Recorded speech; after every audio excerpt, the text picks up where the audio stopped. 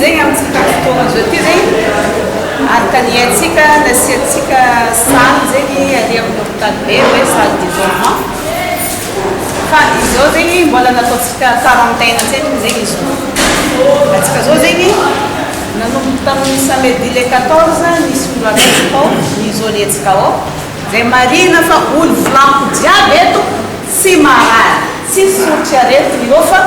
nono rô atsika zegny avy ivelany avy amin'ny toerana misy aretigny io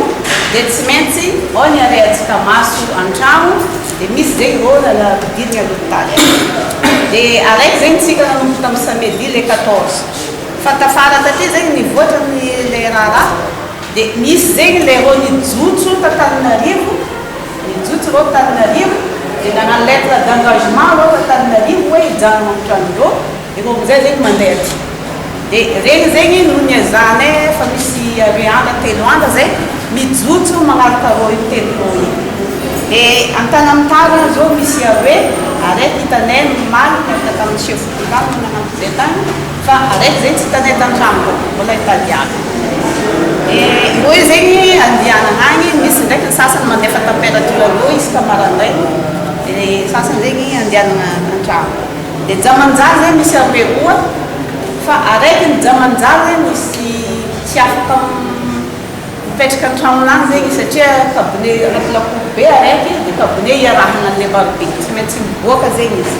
io zay problèmenany problème ny fiarahamony dia voatery izy tamin'ny aligny nalaigna nafindra ary amin'ny hôpital be izy moa ao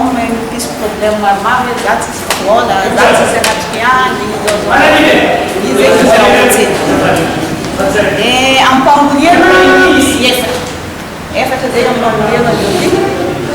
dia docteur agny zegny manara-maso za température alo isaka marandraigny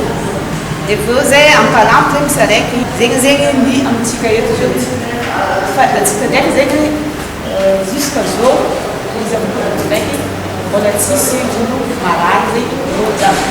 fa nanomboka tamin'ny sabotsy marandraigny zegny atsika nahazo instruction hoe tsy maintsy misy le barrage sanitaire